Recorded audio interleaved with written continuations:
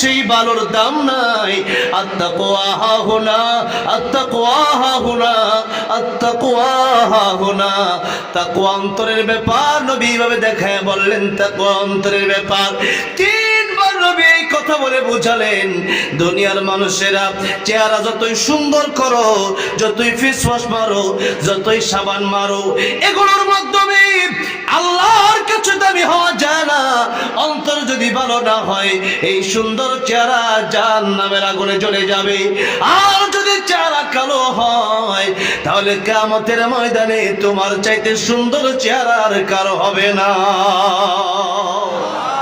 إن عدة الشهور عند الله 12 شهرا في كتاب الله يوم خلق السماوات والأرض منها 4 حرم ذلك الدين القيم فلا تظلموا فيهن أنفسكم صدق الله العظيم. وقال رسول الله صلى الله عليه وسلم اغتنم 5 قبل 5 شبابك قبل هرمك وصحتك قبل سقمك وغناك قبل فقرك وفراغك قبل شغلك وحياتك قبل موتك أو كما قال النبي عليه الصلاة والسلام. وقال تعالى في شان حبيبه إن الله وملائكته يصلون على النبي يا أيها الذين آمنوا صلوا عليه وسلموا تسليما. اللهم صل على محمد وعلى آل محمد كما صليت على إبراهيم وعلى آل إبراهيم إنك حميد مجيد. اللهم بارك على محمد وعلى آل محمد كما باركت على إبراهيم وعلى آل إبراهيم إنك حميد مجيد.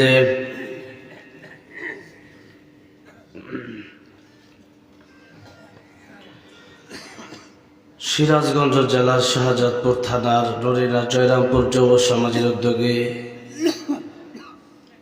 আয়োজিত 2 দিন ব্যাপী 11তম বার্ষিক ওয়াজ ও দোয়ার মাহফিলের সম্মানিত শ্রদ্ধাভাজন সভাপতি, দ্বিতীয় দিনের সম্মানিত শ্রদ্ধাভাজন সভাপতি হযরত মাওলানা মুফতি নূর মোহাম্মদ হাফিজাহুল্লাহ, বিশেষ অতিথি হাফেজ মাওলানা আব্দুর রহমান দামাত বারাকাতুহুম, এবং কথা বলেছেন আপনাদের এলাকার আমার অত্যন্ত প্রিয় মানুষ, আপনাদের এলাকার গর্বিত সন্তান মুফতি মুজাফফর হোসেন সিরাজি হাফিজাহুল্লাহ। কথা বলেছেন আমার প্রিয় ভাই, আমার বন্ধুবর, ক্লাসমেট, একাধিকবার বিশ্বজি হাফেজ মাওলানা নাজমুস সাকিব ও অন্যান্য উলামায়ে কেরামগণ। 2 দিন ব্যাপী এই ওয়াজ মাহফিল, গতকাল আপনারা নসিহত শুনেছেন, তাফসির শুনেছেন, ওয়াজ মাহফিল শুনেছেন। আজকেও শুনতেছেন। একেবারে সর্বশেষ মুহূর্তে আমি আলোচনায় বসলাম। যারা ইতিপূর্বে আলোচনা করলেন, যারা কোরআন হাদিস থেকে কথা বলেছেন, তাদের কোরআন সুন্নাহ ভিত্তিক কথাগুলো আল্লাহ রাব্বুল আলামিন আমাদেরকে আমল করার তৌফিক দান করেন, পড়েন আমিন। আসলে গভীর রাত, এত রাত সাধারণত এরকম টাইমে ওয়াজে বসা হয় না। এটা আজকে একটু অন্যরকম হয়ে গেছে। আমি তো সেই 9:30টায় আসছি, নাজমুল সাকিব ওই একটু দেরি করছে, তো সেই ক্ষেত্রে আমি লম্বা টাইম আগে আসছি। সেই যে বৈশা তো আসি তারপরে অনেক কাজের প্রয়োজন হয়। মাহফিলের সিস্টেম মেনটেন করাটা খুব গুরুত্বপূর্ণ। ওয়াল আসর, আল্লাহর সময় কসম খেয়েছেন। আর যিনি আমাকে দাওয়াত করেছেন আপনাদের এলাকার মোজাফর হোসেন সিরাজি, তিনি আমার অত্যন্ত হৃদয়ের মানুষ, যার কারণে মোটামুটি ধৈর্য ধরে অনেক সময় বসেছিলাম। উনি অনেক বড় একজন আলেমের দিন, আবার সিরাজগঞ্জের বিভিন্ন মাহফিলে, আরও এই এলাকাতে আরেকটা মাহফিলও দাওয়াত করেছেন। আমি এসেছিলাম কিছুদিন আগে। তো যাই হোক, লম্বা চূড়া আলোচনা আমি করবো না, হয়তো 30-40 মিনিট কথা বলবো। আল্লাহ রাব্বুল আলামিনের জন্য ইখলাসের সাথে কিছু কথা বলা এবং শোনার তৌফিক দান করেন, আমার নিয়তে বলেন আমিন। আলোচনার শুরুতেই রব্বুল ইজ্জত ওয়াল জালালের আলিশান দরবারে হৃদয়ের গভীর থেকে শুকর আদায় করছি যে মহান রব্বুল ইজ্জত ওয়াল জালাল আমাদেরকে অত্যন্ত দয়া করে, মায়া করে, ভালোবেসে কোরআনের জন্য কবুল করেছেন, মঞ্জুর করেছেন। এই মাহফিলটিতে আসার বসার তৌফিক দান করেছেন, নেক হায়াত দিয়েছেন। হায়াত এটা অত্যন্ত গুরুত্বপূর্ণ। আপনার আমার চেয়ে কম বয়সে অনেক মানুষ পৃথিবীর থেকে বিদায় নিয়ে চলে গেছে। আল্লাহ রাব্বুল আলামিন আমাদেরকে এখনো বাঁচিয়ে রেখেছেন, এটা আল্লাহর বড় রহমত। সেই জন্য আল্লাহর দেওয়া জবান দিয়ে হৃদয়ের গভীর থেকে প্রাণ খুলে শ্রদ্ধাজড়িত কণ্ঠে হৃদয়ের আবেগ অনুভূতি উজাড় করে রাতের নিস্তব্ধতাকে বন্ধ করে আল্লাহর প্রেমে মাতোয়ারা হয়ে সকলেই জবান ছেড়ে দিয়ে একযোগে পড়ছি আলহামদুলিল্লাহ।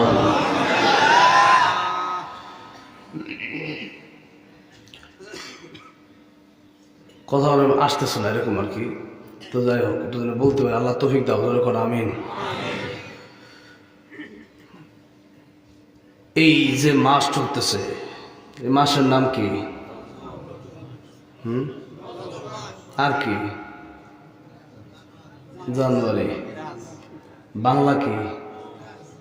হ্যাঁ, পৌষ মাস। বাঙালি বাংলা জানে না, মুসলমান আরবি জানে না। রজব মাস এমনি কইছে না, 2 দিন প্রত্যেক দিন ওয়াজ মাহফিল হয়, ওই জন্য কইছে অনেকে, মানে আর অনেকে চুপ করে বইছে কোনটা কমু, যেরকম ঠিক না ঠিক। 12 মাসের নাম আরবিও জানে না অনেকেই, আবার বাংলাদেশের মানুষ বাংলাও জানে না, জানে কি ইংলিশ। কি জানে? ইংলিশ। ইন্টারন্যাশনাল ল্যাঙ্গুয়েজ হচ্ছে ইংলিশ, তারা বলছে, যারা ইংলিশ বানাইছে বা যারা এরকম। কিন্তু ইন্টারন্যাশনাল ল্যাঙ্গুয়েজ ইংলিশ না, আসল কথা হইলো ইন্টারন্যাশনাল ল্যাঙ্গুয়েজ হলো আরবি। কোনটা? আরবি হইল কোরআন শরীফের ভাষা। কিসের ভাষা? আরবি জান্নাতের ভাষা। কিসের ভাষা? আমার নবীর ভাষা আরবি, মক্কার ভাষা আরবি, মদিনার ভাষা আরবি। তাহলে দাম কোনটার বেশি? এবার শুধু তাই না, ইংলিশের শেষ আছে, আরবির কোনো শেষ? খবর গেলে প্রশ্ন, ইংলিশে, হিন্দি, হ্যাঁ, আরবি।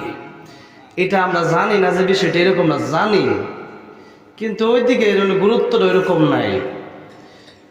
গুরুত্বটা হইল কেমনে ইংলিশ, কেমনে বাংলা শিক্ষা, কেমনে এই দুনিয়ায় মোটামুটি ভালো পর্যায়ে একটা নগদ অর্থ ইনকাম করা যাবে, এই চিন্তাটা আর কি বেশি। অথচ নবী বলেছেন, আল কাইয়িসু মান দানা নাফসাহু ওয়া আমিলা লিমা বা'দাল মাউত। নিজের চিন্তা করো, নিজের আত্মসমালোচনা করো। জ্ঞানী ব্যক্তি ওই ব্যক্তি যে নিজের চিন্তা করে আর পরকালের জন্য, মৃত্যুর পরের জন্য যে আমল যোগায়, সামানা তৈরি করে। কেউ বিদেশ যাবে, বিদেশ যাওয়ার জন্য সে ব্যক্তি এমনি মানে পাসপোর্ট, লাগেজ, কাপড় চোপড় ছাড়াই দৌড় দেয় নাকি? লাগেজ, কাপড় চোপড়, টুথপেস্ট, একবার গেঞ্জি লুঙ্গি প্যান্ট শার্ট একবার শীতের কাপড় চোপড় সব নেয় না? বিশেষ করে পাসপোর্ট কিন্তু 1 নম্বরে নিতে হবে। পাসপোর্ট যদি থাকে এরপরে মনে করেন প্লাগেজ নিলে কি না নিলেই কি উইজার গিয়ে সব ওর কেনাকাটি করা যাবে, কিন্তু পাসপোর্ট না নিলে খবর আছে, ঠিক না ঠিক? তাহলে যাওয়ার কোনো সিস্টেম নাই, পার হওয়ার সিস্টেম নাই, এন্ট্রি হবে না। ঠিক তেমনি ভাবে আমাদের দুনিয়ার একটা যেমন ন্যাশনাল আইডি কার্ড আছে, পাসপোর্ট আছে, কবরের একটা পাসপোর্ট আছে। এই পাসপোর্টে লেখা আমি বাংলাদেশে, আর ওই পাসপোর্টের নাম হলো লা ইলাহা ইল্লাল্লাহু মুহাম্মাদুর রাসূলুল্লাহ সাল্লাল্লাহু আলাইহি ওয়াসাল্লাম। ভাইরা বাবাজিরা,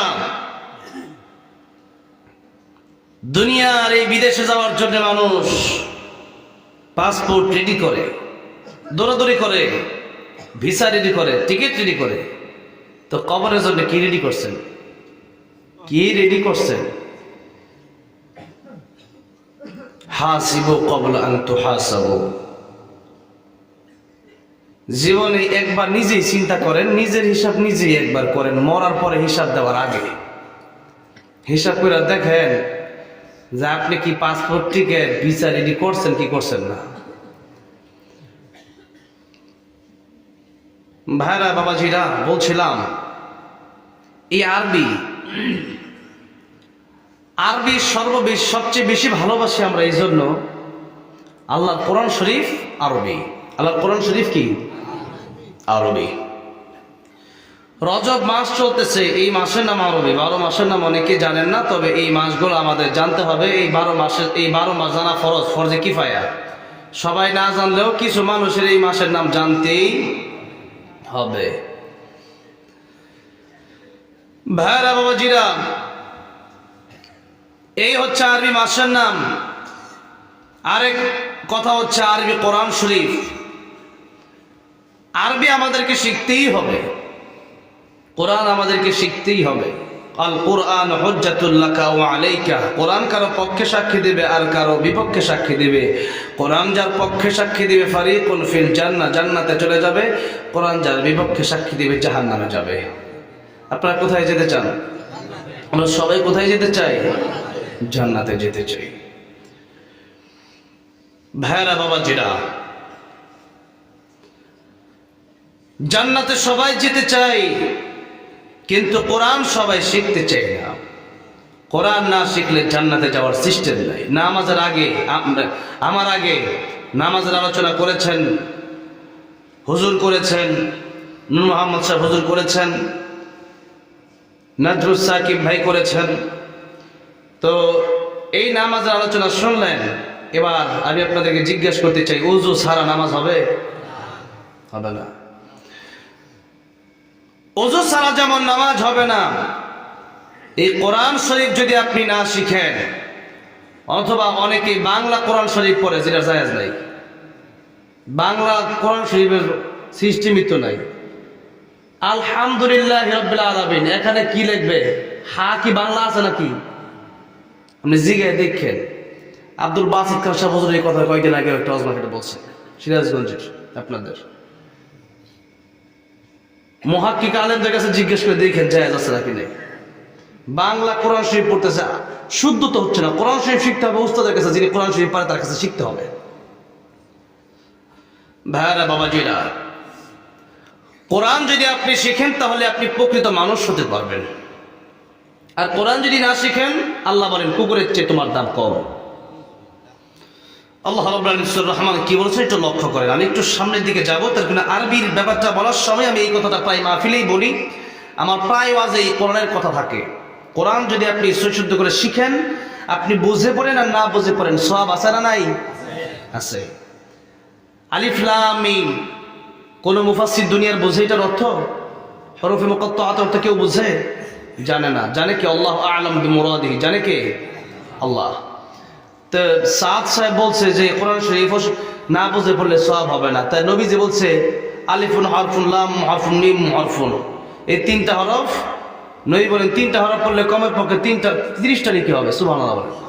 তো নবী যে এই হাদিস যে বলছে, এটা কি মিথ্যা? তো সাদ সাহেব বললো যে আল্লাহর নবী বলছে একটা, আমি হুজুর, আমার মাথায় টুপি আছে, আমার জুব্বা আছে, আমার দাড়ি আছে, আর আমি কোরআনের কথা বলি, তার মানে হুট করে যে কোরআনের বিরুদ্ধে বলবে এটা কেউ মেনে নিবে না। সুতরাং সাদ সাহেব যে কথাগুলো বলেছে, প্রায় 24টা কথা আমার কাছে নোট করা আছে। এই কথাগুলো আল্লাহর কোরআন বিরোধী, রাসূল বিরোধী, হাদিস বিরোধী, সাহাবা বিদ্বেষী কথা। সুতরাং আল্লাহর কোরআন বিরোধী, সাহাবী বিরোধী, রাসূল বিরোধী, কোরআন বিরোধী, হাদিস বিরোধী কথা যারা বলে, এদের কথা আর শোনা যাবে না। এরা গোমরা হয়ে গেছে। এরা কি হয়ে গেছে? গোমরা হয়ে গেছে। এগুলো না বললেও আমি ওয়াজ করতে পারি। সুরালো আমার তো আল্লাহ কণ্ঠ দিয়ে সুরের অবস্থান করে 2 ঘন্টা কাটাতে পারি। এরপরে বলি কেন এগুলা? বহু বন্ডের বিরুদ্ধে বলার কারণে ভাই এগুলা বইল না কেন? ওই দেশের ওই এলাকার কিছু লোক থাকতে পারে। তা আমি যদি এটাই না কই, যেটা সবাই মানে ওইটা বলে লাভ কি? যেটা মানে না ওইটা করার দরকার। যেমন সুদ খাইলে সুদের বিরুদ্ধে হেন আগে ওয়াজ করা দরকার।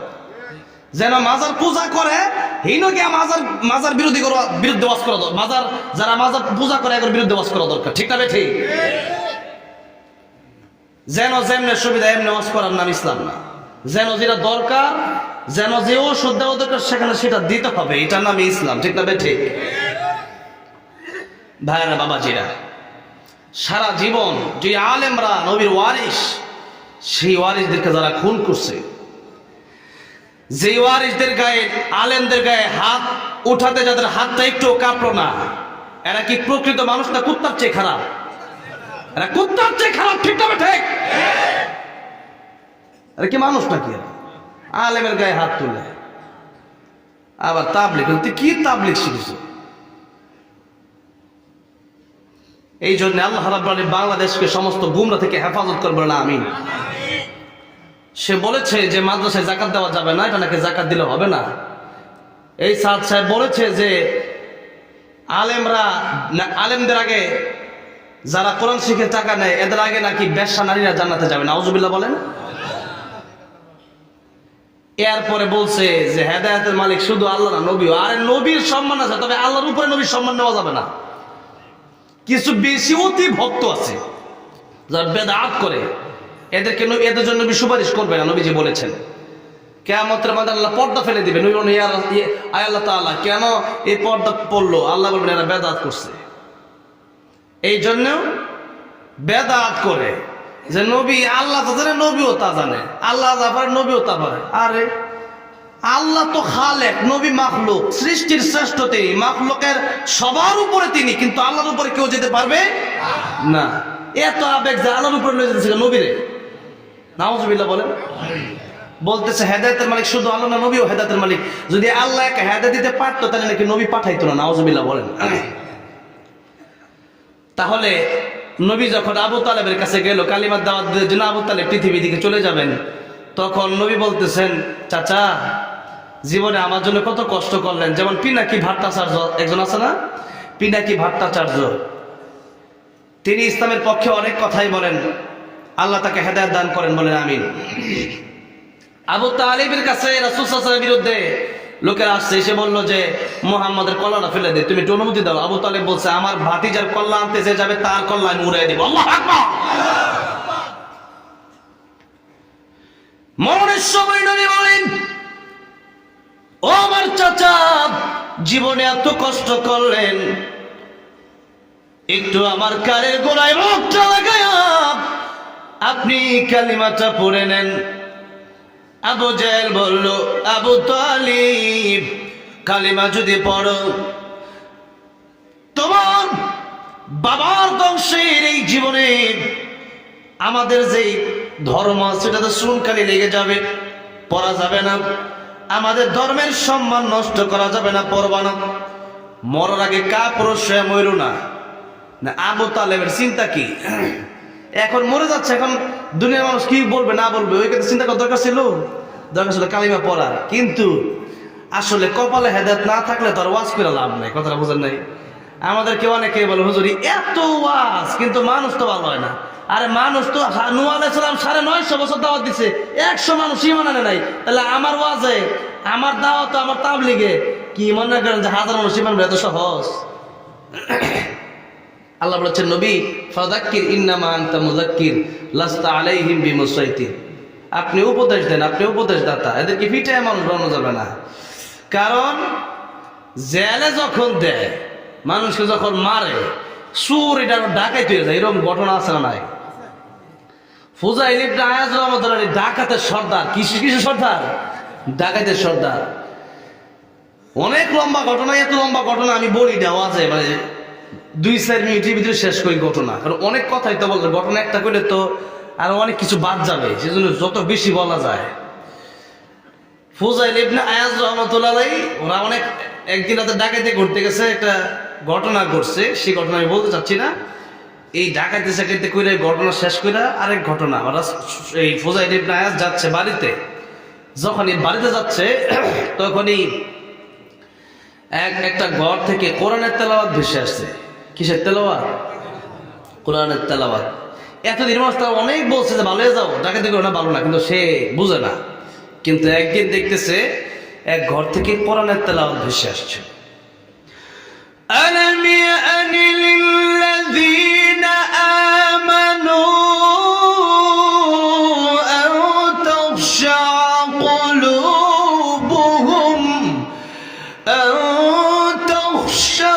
قلوبهم لذكر الله।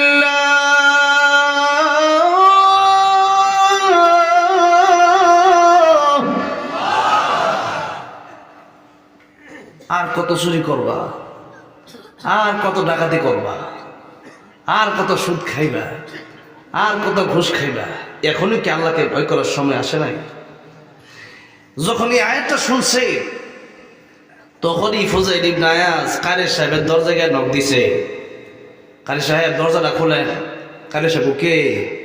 আমি ডাকাইতের লিডার ফুজাইল ইবনে আয়াজ। আপনি এত রাইতে? আমি তো গরিব মানুষ, আমি কি দিব? কিছু নেওয়ার জন্য আসি নাই, একটু কোরআন তেলাওয়াত শুনতে তোমার বাড়ির সামনে চলে আসছে। কারি সাহেব, যে তেলাওয়াতটা করছো বড় মজা লাগছে, আরেকবার করো। কারি সাহেব আবার শুরু করলেন। ألم يأن للذين آمنوا أن تخشع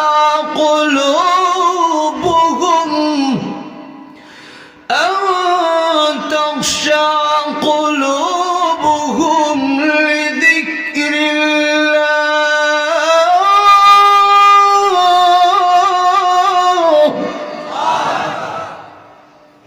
যেই মাত্র কারি সাহেব তেলাওয়াত করতেছে, তাকায় দেখতেছে এই কোরআন শরীফের একটা মাত্র আয়াত শুনে ফুজাইল ইবনে আয়াজের ডাকাতের সর্দারের চোখ বেয়ে বেয়ে পানি পড়তেছে।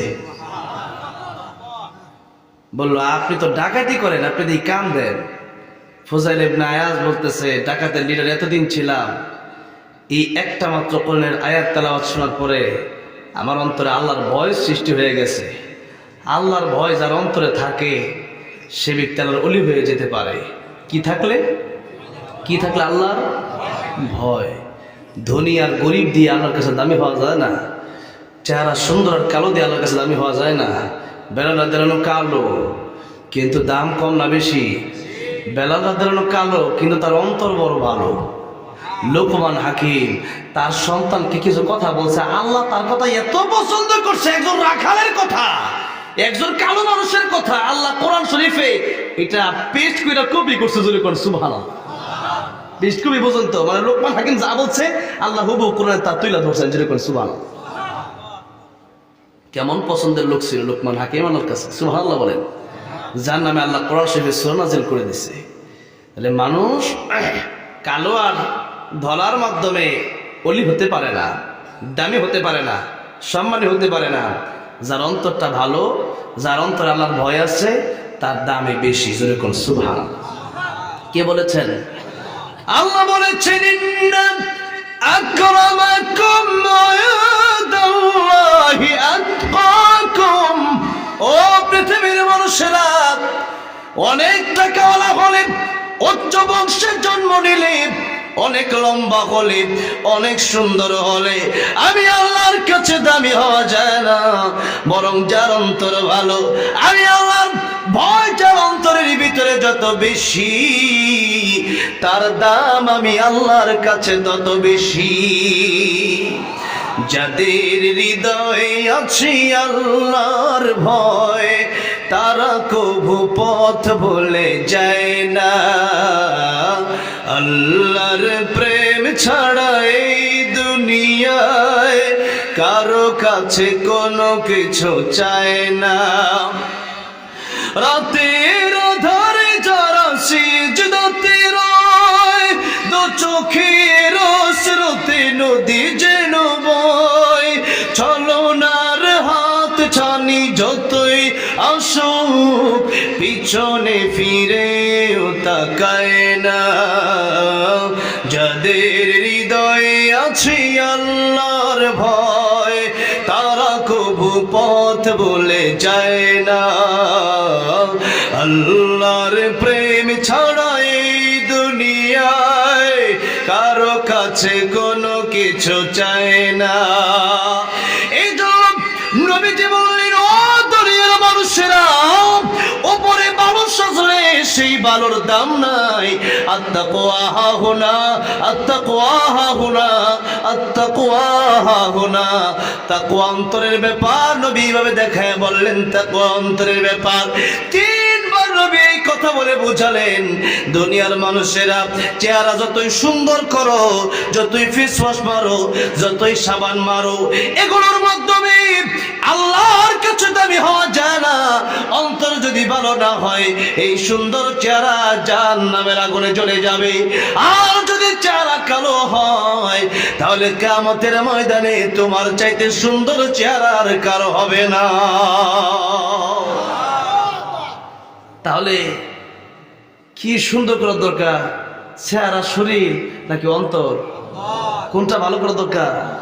অন্তরটা। বেলাটা দিন কালো, নবী গেছে জান্নাতে, গিয়ে দেখতেছে নবীর আগে কার হাঁটার পায়ের আওয়াজ, নবীকে জিবরাইল কার পায়ের হাঁটার আওয়াজ। জিবরাইল আমিন বলেন, ইয়া রাসূলুল্লাহ, ইয়া হাবিবাল্লাহ, ওই যে কালো বেলাল, তার অন্তরটা এত ভালো, সে তো আল্লাহ ভীরু, তার তাকওয়া এত বেশি। ওই বেলাল রাদিয়াল্লাহু আনহু হাঁটে দুনিয়াতে, তার হাঁটার আওয়াজে সে আল্লাহ তোরই জান্নাতের ভিতরে পৌঁছে যায়। তাকওয়া, তাকওয়া দিয়ে অন্তর সাজায়। তাকওয়া যদি থাকে, তাহলে ওই ব্যক্তি চুরি করতে পারে না, ডাকাতি করতে পারে না, খুন খারাপি করতে পারে না, জিনা করতে পারে না, বদমাইশি করতে পারে না, টেন্ডারবাজি করতে পারে না। যদি একমাত্র একটা মেসেজ, একটা কথা যদি মানতে পারেন যে আমার কেউ দেখে না, আমার দেখে যদি কে কে ওমর রাদিয়াল্লাহু যাচ্ছেন রাস্তা দিয়া, যাওয়ার সময় দেখতেছে এক রাখাল ছাগল চড়ায়। তো মরুভূমি, তো পানি তৃষ্ণা লাগছে, আর সেখানে ছাগল ছিল। তো দুধ, এটা হচ্ছে আমরা একটা কুদরতি খাবার, যেই খাবার এই দুধ খাইলে পরে পিপাসাও নিবারণ হয়, ক্ষুধাও নিবারণ হয়। যেরকম সুবহানাল্লাহ, আল্লাহটা কুদরতি খাবার, এটা দারুণ কুদরত। মানে গায়ে জব হয়, গায়ে জব হইলে পরে আপনি বান কেটে দেখবেন, গরুর দুধে যে বান কেটে দেখবেন, কি এক ফোঁটা দুধ পাওয়া যাবো? এক ফোঁটা দুধও নাই। কিন্তু মনে করেন না কাইটা যদি টান দেন, খালি দুধ বাড়িব। ঠিক না? ঠিক জোরে করে সুবহানাল্লাহ।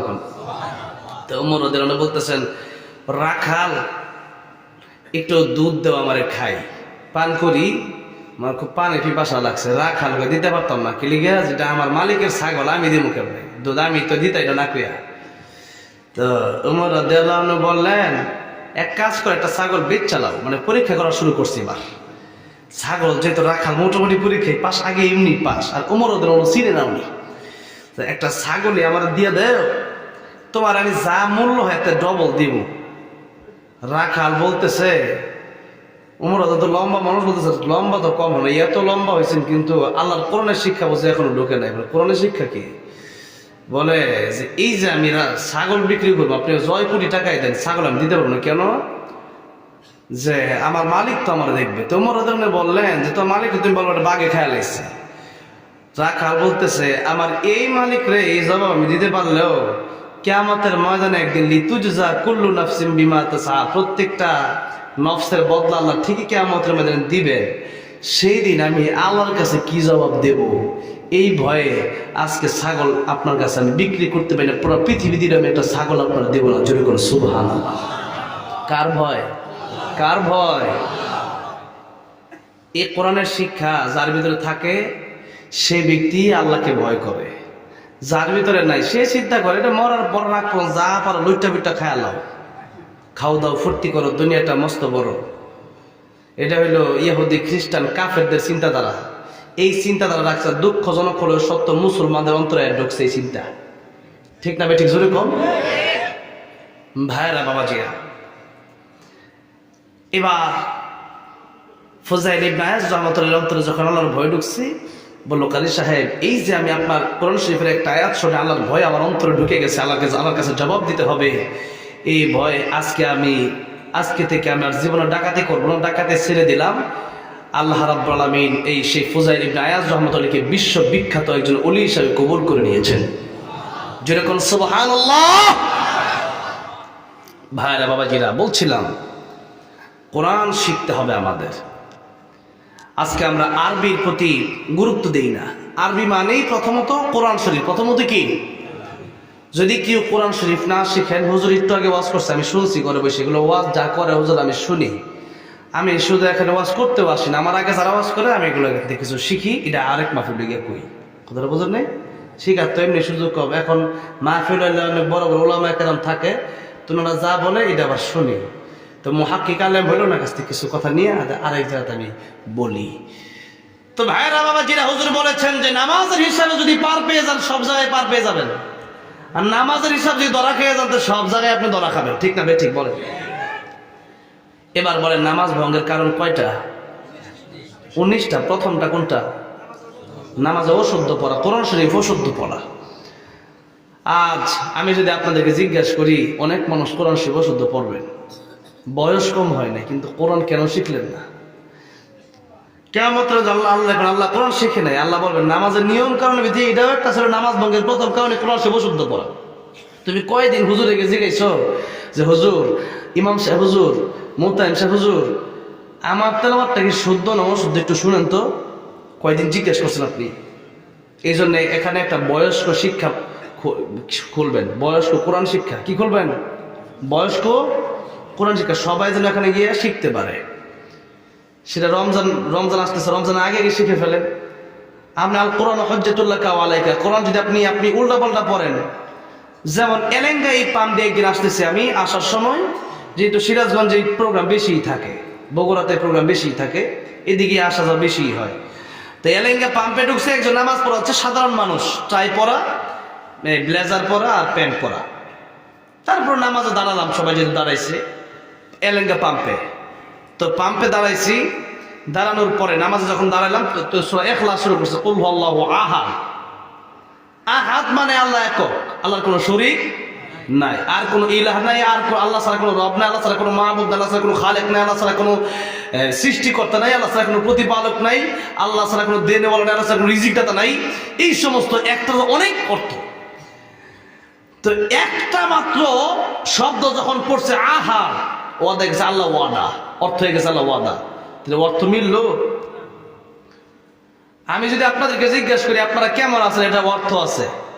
আমি যদি জিজ্ঞেস করি আপনারা কেমন আছি, এটা কোনো অর্থ হইল? এটা অর্থ তো মিলে না। তো কথাটা সিস্টেম তো আছে।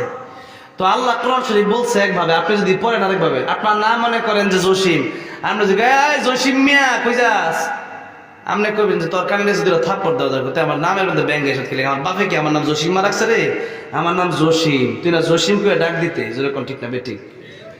তো আল্লাহ বলতেছে কুল হুয়াল্লাহু আহাদ, আর আপনি না শিখে কুল হুয়াল্লাহু আহাদ বলতেছেন, তার কারণে কোরআন আপনাকে লানত দিচ্ছে। কোরআন আপনার পক্ষে সাক্ষী দিবে না। সূরা মুলুক তিলাওয়াত করবেন প্রতি রাতে। কি কোন সূরা? সূরা মুলুক পড়বেন। এই সূরা যারা পড়বে কবরের আযাব হবে না। কিয়ামতের ময়দানে এই সূরাটা আল্লাহর কাছে বান্দার জন্য তর্ক করবে যে আল্লাহ তাকে জান্নাত দেও, তাকে জান্নাতে না দিলে আমি কোরআন আজকে খুশি হব না। জোরে বলুন সুবহানাল্লাহ। পড়বেন তো সূরা মুলুক, শিখবেন। ভাইরা বাবাজিরা, বলছিলাম এক নম্বরে আরবি শিক্ষার প্রতি আমাদের গুরুত্ব দিতে হবে। আমাদের গুরুত্ব নাই, আরবির প্রতি আমাদের একেবারে অনীহা। ইংরেজি যারা শিখাচ্ছে, ইংরেজিতে 2000 টাকা বেতন স্যারের আগেই দিয়ে দেয়, বাংলা শিখাচ্ছে ১,৫০০ টাকা বেতন, হুজুর আর বেশি, হুজুর ২০০ টাকা দেয়, তাও ৬ মাস বাকি। হুজুর চাইলে নিয়েন তো হুজুর। এই যে একটা অবস্থা, তার মানে কোরআনের প্রতি আপনার অনীহা। কু আনফুসাকুম ওয়া আহলিকুম নারা, নিজে শিখবেন, নিজের সন্তানকে কোরআন শেখাবেন। আপনি ডক্টর ইঞ্জিনিয়ার বানান, কোনো সমস্যা নাই। এই দেশে অনেক ডাক্তার আমাদেরকে, রোগী যখন আমার নিজেদের অসুখ হয়, যখন দেখাই দিয়ে যায়, ভিজিট নেয় না, তখন ভালো লাগে। নামাজের সময় হলে চলে যায়, কোরআন শরীফ শুদ্ধ, অনেক ভালো ভালো ডাক্তার আছে এই দেশে। কিন্তু কথা হচ্ছে আগে শিখতে হবে কোরআন। আগে কি শিখতে হবে? কোরআন। ভাইয়ারা বাবাজিরা, আরবির কথা বলতে গিয়ে কোরআনের কথাটা আমি বললাম। এবার আসেন, যে আয়াতখানা তিলাওয়াত করছি সেই আয়াতখানা থেকে একটু তর্জমা করি। একটা হাদিস পড়ছি, তর্জমা করতেও ঘন্টাখানিক সময়ের প্রয়োজন। তাফসীর তো দূর পরে, তাহলে কি একটু কষ্ট হইব আর কি। আপনাদের কষ্ট হলে আমার এখন বাঁচলাম ১২টা গণনা দিমু, তো আপনারা কষ্ট একটু কইবেন আমার ঘুমে টুমে ধরলে। মাঝে মাঝে অনেকে কয় যে ওদের ঘুমে ধরতে শেষ করে, এটা অনেক জায়গায় বলছে, কুষ্টিয়া কয়েকদিন। তো এরকম কষ্ট একটু বলবেন, আস্তে ধীরে শেষ করব। এবার আসেন একটু আয়াতের দিকে যাই। আল্লাহ রাব্বুল আলামিন বলেন, ইন্না ইদ্দাতাশ শুহুরি ইনদাল্লাহি 12 শাহরান ফি কিতাবিল্লাহ ইয়াওমা খালাকাস সামাওয়াতি ওয়াল আরদা মিনহা আরবাআতুন হুরুম। আল্লাহ বলেন, আকাশ জমিন যেদিন আল্লাহ সৃষ্টি করেছেন, ওই দিন থেকে আল্লাহর গণনায় মাস হচ্ছে 12টা। কয়টা মাস? আমরা অনেকে জানি না যে 12 মাস আসছে কোন জায়গা থেকে। তাহলে আজকে তো বুঝলেন 12 মাস আসছে কার পক্ষ থেকে? আল্লাহ নিজেই 12 মাস বানাইছে। আর এই 12 মাসের হিসাব আল্লাহর কাছে কি জানুয়ারি, ফেব্রুয়ারি, পৌষ মাঘ, এই যে রজব, শাবান, রমজান, এগুলা শাওয়াল, জিলকদ, জিলহজ। ভাইরা বাবাজিরা, এই মাসের সাথে আল্লাহ রাব্বুল আলামিন এই 12 মাসের সাথে, এই চন্দ্র মাসের সাথে বিভিন্ন ইবাদতের সম্পৃক্ততা রেখেছেন। যেমন রমজান মাসের 30টা রোজা না রাখলে ওই সময় গুনাহ হবে। আবার রমজান যখন শেষ হয়ে গেল, ঈদের দিন রোজা রাখলে সব না গুনাহ? গুনাহ। খালি রোজা রাখলে সব না। আল্লাহ যখন যেই সময়ে যা নির্ধারিত করছে, সেই সময় অনুযায়ী আমল করার নামই হচ্ছে ইবাদত। আর সময় অনুযায়ী না করে আপনি মনে করেন, রাসূল সাল্লাল্লাহু আলাইহি ওয়াসাল্লাম যেদিন পৃথিবীতে আগমন করছে, রাসূল সাল্লাল্লাহু আলাইহি ওয়াসাল্লাম 2 দিন সপ্তাহে রোজা রাখতেন। কয়দিন? একটা সোমবার, একটা বৃহস্পতিবারে। সাহাবায়ে কেরাম জিজ্ঞেস করে, রাসূলুল্লাহ কেন? নবী বলেন, বৃহস্পতিবারে বান্দার সাপ্তাহিক আমল নামা আল্লাহর দরবারে উঠানো হয়, আর সোমবারে নবী যে পৃথিবীতে আগমন করছে যে রোজা রাখতো। আর আমাদের দেশে কিছু সিন্নিখুর আছে, যারা এই 12 রবিউল আউয়াল আসে রোজা তো রাখেই না, বরং কত বেশি জিলাপি খাওয়া যায় ওইটা করে ডাক ঢোল বাজায়, তবলা বাজায়, টুনটুনা টুন। এরা কি সুন্নি হইতে পারে? মিষ্টি খাওয়ার সব এরা আছে। নবীরে যখন গালি দেয়, এদেরকে মাথেও খুঁজে দেয়, এদেরকে লাইট দিয়েও খুঁজে পাওয়া, তারকে তাই দিয়েও খুঁজে পাওয়া না। জোরে কোন ঠিক না বেঠে? ওই জন্য কবি বলেছেন, সুন্নাত নয় শুধু দাওয়াতের মেহমান, সুন্নাত নয় শুধু খাওয়া শেষে মধুপান, আর কিছু সুন্নাত আছে তুমি জানো কি? জানলেও জীবনে কখনো তা মানো কি? সুন্নাত শুধু নয় বকরি চড়াতে যাওয়া, আর সুন্নাত হলো পাথরের আঘাতে খাওয়া। মোহাব্বতে তাই খালিদ উমর আলী আবু বকরের মতো পাশে থাকো কি? আর কিছু সুন্নাত আমানত আছে তুমি জানো কি, জানলেও জীবনে কখনো তা মানো কি। এই জন্য সুন্নাত যদি মানতে হয় অর্ধেক মানবেন না, পরিপূর্ণ মানা লাগবে। বলে আল্লাহ বলছেন সূরা বাকারাতে, ইয়া আইয়ুহাল্লাযীনা আমানু উদখুলু ফিস-সিলমি কাফা ওয়া লা তাত্তাবিউ খুতুওয়াতিশ শাইতান ইন্নাহু লাকুম আদুউম মুবিন। হে বান্দারা, উদখুলু ফিস-সিলমি কাফা, ইসলাম মানো। আল্লাহ বলেন ইসলাম যদি মানতে হয় অর্ধেক না পরিপূর্ণ, পরিপূর্ণ মানো। ইসলামের ভিতরে প্রবেশ করো, পরিপূর্ণ প্রবেশ করো। ঘরের ভিতরে যখন ফাও দেন, এক ফাও দিয়ে আরেক ফাও বাড়িকে খাড়া হতেন সারা রাত, দুইটাই ঢুকান, দুটো ঠিক যাবে ঠিক। খাড়া যখন ফাও দেন ঘুমাবার লেগে উঠছেন, এক ফাও খাড়া এক ফাও নিচে দেখে সারা রাত খাড়া থাকেন, নাকি দুই ফাও খাড়া দৌড় লাগবে যে আরামে ঘুমার লাগে ঠিক যাবে ঠিক। যখন কম্বল লইছেন ঘুমাবেন তখন কি মনে অর্ধেক না পুরোটা, পুরোটা এটা সব পুরোটা। বাথরুমও যখন যান অর্ধেক না পুরোটা, পুরোটা। খাউন যখন খাই পেট বইরা অর্ধেক, অর্ধেক খায় এখন আর অর্ধেক থাক যায়, এটা না পুরোটা খান, পুরোটা। তাহলে ইসলাম মানার সময় অর্ধেক মানলে হবে না, পরিপূর্ণ মানা লাগবে। ওযু ফরজ কয়টা? 4টা। আপনি কইলেন 3টা করলাম, এই শীতের দিন তো মুজু রোজা খোলা ঝামেলা একটা, এইটা বাদ দিয়া নামাজ 4 রাকাত 3 রাকাত পুরা লাই। ওযু তো হইছে, ওযু হইছে, আচ্ছা ওযু তো বাদ দিলাম, নামাজ যেহেতু 3টা মানছেন, নামাজ তো 4 রাকাতে 4 নামাজ মনে করেন, আপনি 3 রাকাত পুরা লাইছেন, কি নামাজ তো 3 রাকাত দিয়ে হইছে, 1 রাকাত হইছে, 1 রাকাত হয় নাই, কারণ আপনার ওযু তো ঠিক নাই। যেরকম ঠিক না ঠিক। নামাজের চাবি হইলো ওযু, তালা না করলে ঢুকবেন কেমন, একটু ঢুকাতেন না। আগে তালা খুললে এবারে ফুরা পাওয়া ঢুকাই যাবেন ঘরে, তালা খুললে।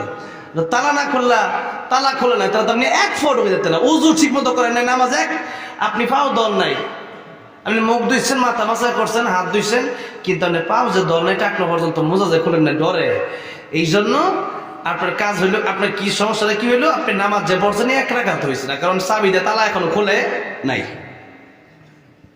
ভাইরা বাবাজিরা, এখন ওযু যদি অর্ধেক করে ওযু হইল না, নামাজ অর্ধেক করে নামাজ হইল না, তাহলে ইসলাম যদি খালি মিষ্টি খাওয়ার সময় মানেন, আর যদি যুদ্ধের ময়দান ডাকি থাকে তাহলে জঙ্গি। অনেক লোক এই দেশে এমনও আছে, এরা নামে মুসলমান, এরা কি মুসলমান আর কাজে মুসলমান না, যেরকম ঠিক না ঠিক। কবি বলেছেন, নামে মুসলমান নাকি কামে মুসলমান তুমি, নামে মুসলমান নাকি কামে মুসলমান, নামে কামে মিল না হলে, নামে কামে মিল না হলে বইবে যে তুফান তুমি, নামে মুসলমান নাকি কামে মুসলমান। নাম রেখেছে আব্দুর রহিম, নামাজ পড়েই না, এই সমাজে এমন লোকের সংখ্যা অগণা, আছে না নাই? নাম রেখেছে আব্দুর রহমান, কালমা জানে না, এই সমাজে এমন লোকের সংখ্যা অগণা। এমন সমাজে বদলাতে কি, এমন সমাজ বদলাতে কি রাখবে অবদান তুমি, নামে মুসলমান নাকি কামে মুসলমান তুমি, নামে মুসলমান নাকি কামে মুসলমান। এই জন্য মুসলমান, আজকে আমরা যারা মুসলমান দাবি করি, অর্ধেক মুসলমান, অর্ধেক মানে বেশি। অনেকে কয় হুজুর ফজরের নামাজটা 4 রাকাত সুন্নাতের ফরজ না পড়া জোরে 20 রাকাত পড়মু, এই সময় একটু ঘুম দাঁড়িয়ে ঘুম ধরে হুজুর, আজান দিলে আর একটু খালি ঘুমাবে মন চায়, একটু ল্যাপটপ টান দিবে মন চায়। আমি কই না ভাইয়া, এটা তো আমার আল্লাহর সিস্টেম তো এমনি না, আল্লাহ তো নির্দিষ্ট সময় অনুযায়ী ইবাদতের সিস্টেম বাতলায় দিয়েছেন, বর্ণনা করে দিয়েছেন। সুতরাং যখন যে সময় যেই কাজের জন্য ডাক দেওয়া হবে তখন সেই কাজই করতে হবে। এখন নামাজের টাইম হয়েছে, নামাজ পড়া দরকার, নামাজ পড়তে হবে। আবার কিছু দল আছে সিন্নি খুররা বলে আমার নবীর হাতে নাকি তরবারি ছিল না, নাউজুবিল্লাহ করে। নবীর হাতে তরবারি না থাকলে নবী 27টা যুদ্ধ নিজে অংশগ্রহণ করছে, খাইলা হাতে কি খাইলে হাতে তোর বাড়ি ছিল না? ছিল। সুতরাং খালি নামাজ পড়া ওই জিহাদের তামান্না অন্তরে না রাখলে, আপনি যদি শহীদ তামান্না অন্তরে না রাখেন, আপনি মুনাফিক হয়ে মরবেন। নবী বলছে, আমি তো বলি নাই। নবী বলেছেন যারা জিহাদের তামান্না যার নাই সে ব্যক্তি মুনাফিক হয়ে মরবে। ইন্নাল মুনাফিকিনা ফি দারকিল আসফালি মিনান নার ওয়া লান তাজিদা লাহুম নাসীরা। জাহান্নামের সবচেয়ে তলদেশে থাকবে তারা, তাদেরকে সাহায্য করার মতো কাউকে খুঁজে পাওয়া যাবে না। মুনাফিকদের স্বভাব নাই, বুঝলেন না? এতদিন করছে আওয়ামী লীগ, হেরাই বিএনপি জায়গা। যাক, বেশি কথা কইতাম না, জানি তা কুলে সহ্য করতে না, এটা কইবার লেগে আছে, বাদ দেন। মানে যখন যে দিক দিয়ে সুবিধা আর কি, বুঝলেন নাই? হ্যাঁ, ভালো হয়ে যান, ভালো হয়ে যান। ভালো হইতে টাকা পয়সা লাগে না, আল্লাহর দিকে মনোযোগ দেন। ভাইরা বাবাজিরা, মুনাফিকি যদি করেন